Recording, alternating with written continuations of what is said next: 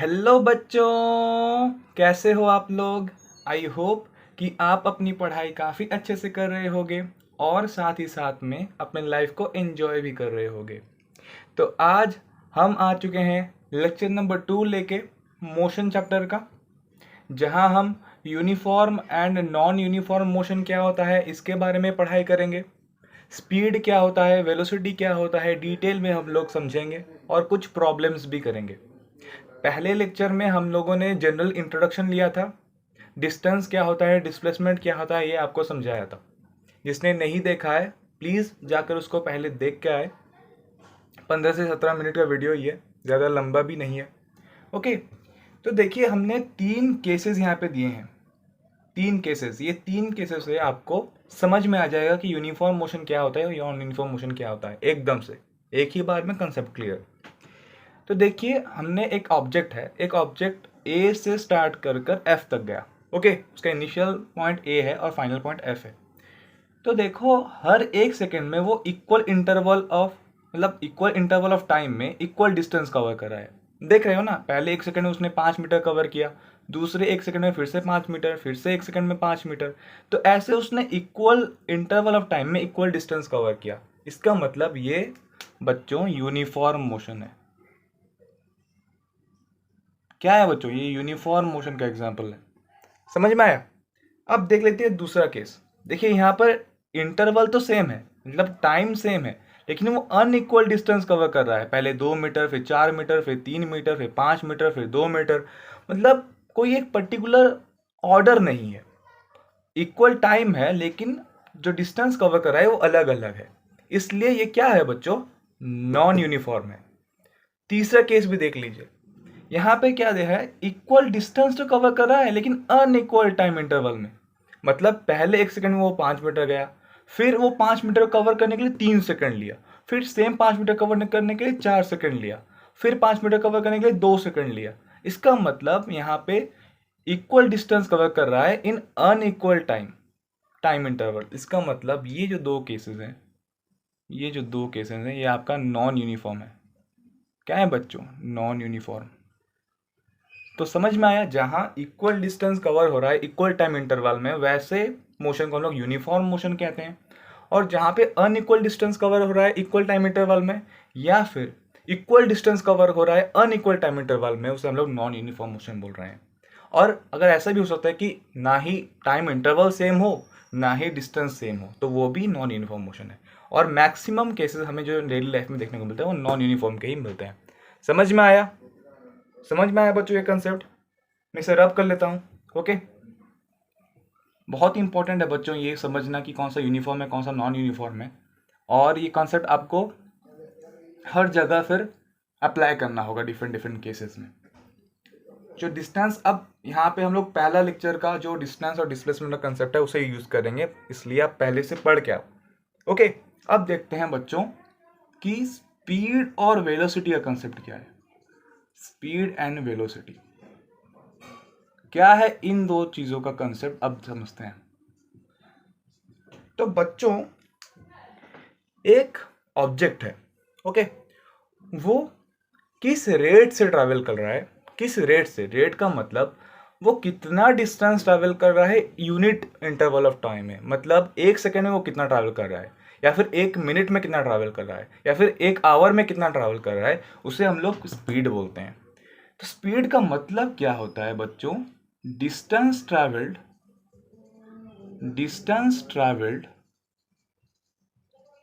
Per unit time, per unit time. तो ये बच्चों स्पीड होता है। और स्पीड में बच्चों सिर्फ और सिर्फ हम लोग मैग्नीट्यूड कंसिडर करते हैं, मैग्नीट्यूड कंसिडर करते हैं, क्योंकि यहां हमने डिस्टेंस के बारे में बात किया है। इसलिए बोल रहा था कि लास्ट क्लास करके आओ ताकि आप समझ में आएगा कि हमने क्यों डिस्टेंस को मैग्नीट्यूड के साथ कनेक्ट किया। हमने इस पिछले क्लास में अच्छे से पढ़ाई किया है।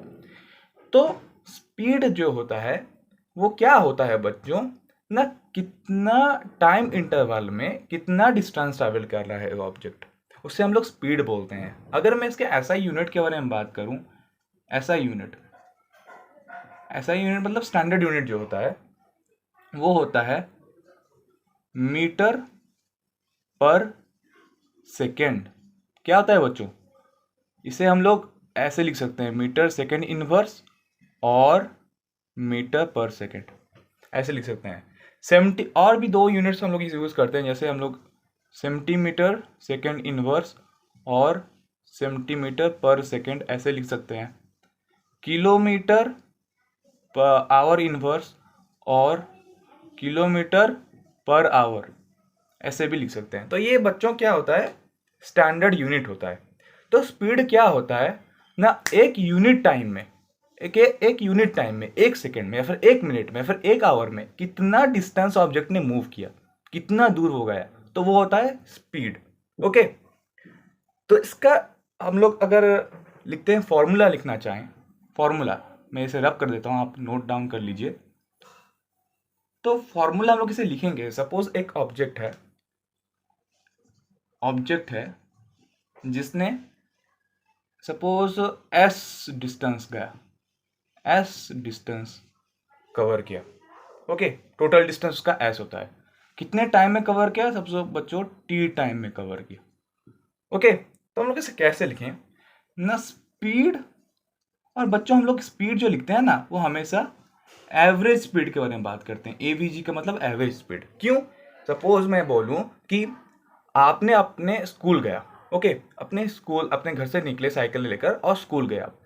तो स्कूल और अपने घर के बीच में आपने स्पीड को बहुत बार चेंज किया होगा, आप एक ही स्पीड से नहीं गए होगे। सपोज अगर बहुत रास्ता फांका है, कोई ट्रैफिक नहीं है, कोई और दूसरे आदमी नहीं है, तो आप बहुत तेजी से गए होगे।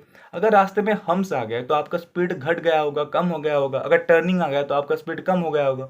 इसका मतलब आप एक स्पीड से नहीं गए आपका। इस वजह से हम लोग एवरेज लेते हैं। क्या लेते हैं बच्चों? एवरेज स्पीड लेते हैं, ताकि हमको स्टडी करने में आसानी हो। तो एवरेज स्पीड क्या होता है? Total distance travelled, total distance travelled divided by total time taken, total time taken.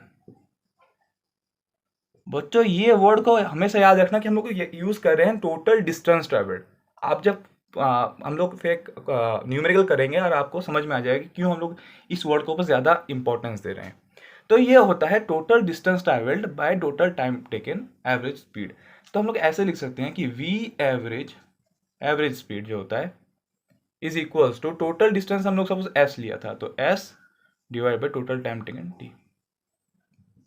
तो S डिवाइड बाई टी ये होता है फॉर्मूला एवरेज स्पीड का। समझ में आया? ये कंसेप्ट समझ में आया? इसमें हम लोग क्या लेते हैं? सिर्फ मैग्नीट्यूड लेते हैं। मैग्नीट्यूड का मतलब न्यूमेरिकल भी होता है, सिर्फ नंबर को हम लोग कंसिडर करेंगे। डायरेक्शन का यहाँ पे कोई भी रोल नहीं है। समझ में आया? हम लोग डायरेक्शन के बारे में स्पीड के अंदर बात नहीं करेंगे, एक न्यूमेरिकल करेंगे और आपको खटाक से कंसेप्ट समझ में आ जाएगा। न्यूमेरिकल देखते हैं बच्चों। हम देखते हैं एक न्यूमेरिकल जो आपके स्क्रीन के ऊपर आ रहा होगा। देखिए स्क्रीन के ऊपर आपका न्यूमेरिकल आ रहा है। An object travels 16 metre in 4 seconds and then another 16 metre in 2 seconds. What is the average speed of the object? देखिए यहाँ पे एवरेज स्पीड पूछ रहा है।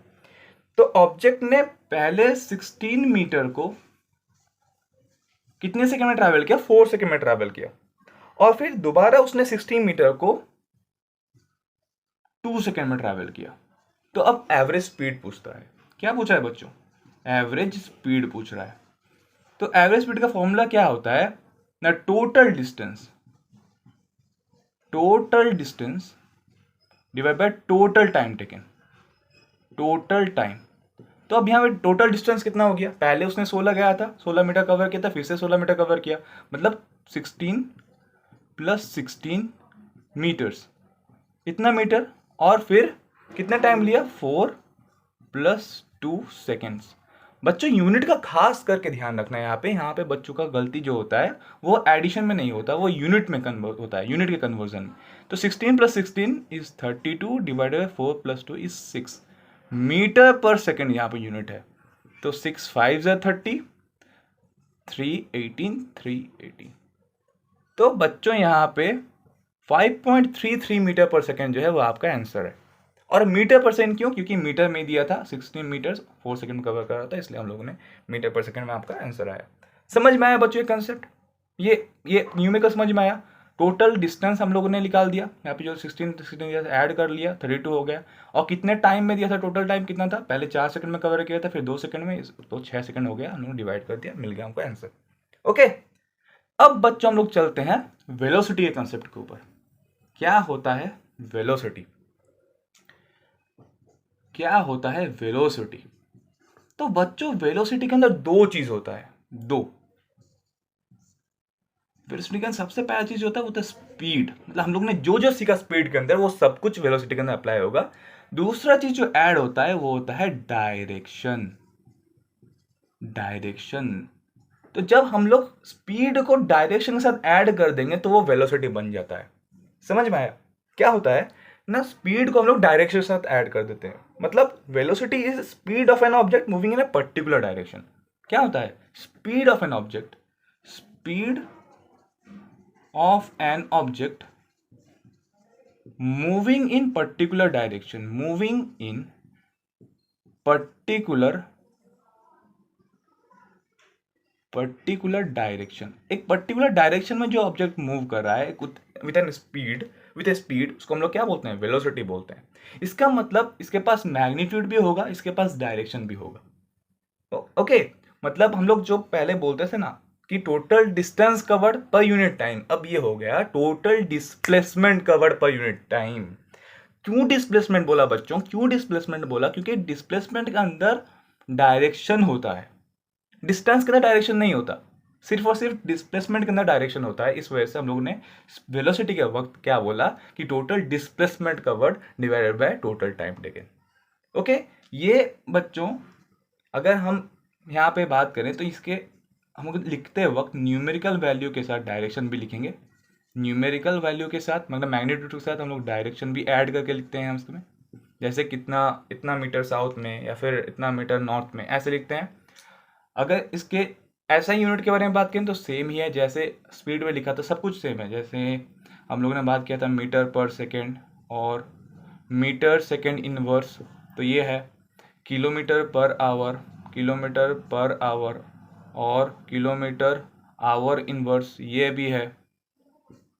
ओके, और सेंटीमीटर पर सेकेंड या फिर हम लोग ने सेंटीमीटर सेकेंड इनवर्स ये लिखा था, तो ये भी है। तो सब कुछ सेम ही है, जैसे हम लोग ने कैलकुलेट किया था वैसे ही है, बस फॉर्मूला में एक इसे मैं रब कर रहा हूँ। अब स्क्रीनशॉट ले लीजिए, अब नोट डाउन कर लीजिए। ओके, बस यहाँ पे चेंज क्या है, यहाँ पे चेंज हुआ है कि वेलोसिटी वो भी हम लोग एवरेज लेते हैं। वेलोसिटी जो कि एवरेज है, हम लोग का एवरेज है, वो होता है total displacement, total displacement covered divided by total time taken, total time taken, total time taken. Okay, यहाँ पे हमको टोटल डिस्प्लेसमेंट कितना है वो लिखना है। तो अगर बच्चों यहाँ पे और एक केस आता है, सपोज एक ऑब्जेक्ट जो है वो यूनिफॉर्म मोशन कर रहा है। क्या कर रहा है बच्चों? यूनिफॉर्म मोशन कर रहा है, और उसका इनिशियल वेलोसिटी जो है, इनिशियल वेलोसिटी वो सपोज आपका है u, और उसका फाइनल वेलोसिटी ये आपके पास है v। तो अब एवरेज वेलोसिटी कितना होगा? एवरेज वेलोसिटी कितना होगा इसका ना, arithmetic mean of initial and final velocity, मतलब u plus v divided by 2, ये हो गया आपका एवरेज वेलोसिटी। अगर यूनिफॉर्म मोशन है, इनिशियल वेलोसिटी मतलब स्टार्टिंग में जो स्टार्ट किया जब एक ऑब्जेक्ट, उसका कितना वेलोसिटी था? u था। जब पहुंचा फाइनल डेस्टिनेशन में उसका वेलोसिटी कितना था? v था। तो हम लोग u plus v divide by 2 करके इसका एवरेज वेलोसिटी निकाल सकते हैं। समझ में आया? समझ में आया? हम और दो न्यूमेरिकल कर लेते हैं ताकि आपको ज़्यादा आइडिया आ जाए। और ये जो डिस्प्लेसमेंट का कंसेप्ट है ना, डिस्टेंस और डिस्प्लेसमेंट में जो अंतर, ये भी आपको समझ में आएगा जब हम सेकंड न्यूमेरिकल, थर्ड न्यूमेरिकल करेंगे। ओके, एक न्यूमेरिकल हम लोग ने किया है, अब हम लोग दूसरा न्यूमेरिकल देख लेते हैं। दूसरा न्यूमेरिकल बच्चों, फिजिक्स में आपको कंसेप्ट क्लियर करने के लिए न्यूमेरिकल करना बहुत ज़रूरी है। आप न्यूमेरिकल लगा दोगे तो आपको कंसेप्ट जो है वो काफ़ी आसानी से क्लियर हो जाएगा। तो न्यूमेरिकल नंबर 2 क्या बोल रहा है सेकंड न्यूमेरिकल में, देखिए सवाल देखिए आपके स्क्रीन को आ रहा है। The odometer of a car reads 2000 km at the start of a trip and 2400 km at the end of the trip. If the trip took 8 hours, calculate the average speed of the car in kilometer per hour and meter per second. तो यहाँ आपको speed कितना calculate करने पूछा है, okay और आपको दोनों यूनिट में निकालना है, मतलब किलोमीटर पर आवर में भी निकालना है, मीटर पर सेकंड में भी निकालना है। तो स्टार्टिंग में इनिशियल कितना किलोमीटर था उसका, 2000 किलोमीटर, 2000 किलोमीटर उसने स्टार्ट किया। फाइनल वो कितने किलोमीटर पे पहुंच गया, 2400 किलोमीटर पे, 2400 किलोमीटर उसमें पहुंचा। ओके तो अब मतलब अब टोटल डिस्टेंस कितना हो गया, टोटल डिस्टेंस कितना हो गया ना, 2400 से हम लोग माइनस कर देते हैं 2000, तो ये कितना हो गया बच्चों, 400 किलोमीटर्स, राइट। तो ये आपका डिस्टेंस मिल गया। ओके 2000 शुरू किया तो 2400 पहुंचा, तो डिस्टेंस कितना हो गया, मतलब यहाँ शुरू किया तो यहाँ पहुंचा, ये हो गया 2000, ये आपका 2400। तो आप हम लोगों ने क्या किया, इसके बीच में डिस्टेंस निकाल दिया 400 किलोमीटर्स। अब टाइम कितना लिया है, टाइम लिया है 8 आवर्स, 8 आवर। इसका मतलब हम स्पीड काफ़ी आसानी से निकाल सकते हैं। टोटल डिस्टेंस ट्रैवल्ड कितना, 400, मतलब 400, 400 डिवाइड बाई टोटल टाइम 8, तो ये हो गया 8 5 40 0 मतलब 50 किलोमीटर पर आवर। तो ये तो बच्चों किलोमीटर पर आवर में हमको मिल गया, समझ में आया, किलोमीटर पर आवर में मिल गया। कैसे निकालना समझ में आया, हम लोगों ने टोटल डिस्टेंस निकाल दिया, 400 किलोमीटर्स, टाइम कितना दिया था हम लोगों ने, उसके बाद उसे डिवाइड करके स्पीड निकाल दिया। अब बच्चों 50 किलोमीटर पर आवर को हमको क्या करना है ना, मीटर पर सेकंड में कन्वर्ट करना है। और कन्वर्जन काफ़ी इंपॉर्टेंट होता है बच्चों, समझ लीजिए। हमारे पास क्या है बच्चों, 50 किलोमीटर पर आवर है, इसका मतलब 50 इंटू 1 किलोमीटर बाई 1 आवर। इसका मतलब तो ये है ना, किलोमीटर पर आवर का मतलब क्या, 1 ही किलोमीटर पर 1 आवर। अब 1 किलोमीटर बच्चों कितना हज़ार मीटर होता है ना, 1000 मीटर होता है, 1000 मीटर होता है। और 1 आवर कितना होता है, 3600 सेकेंड होता है।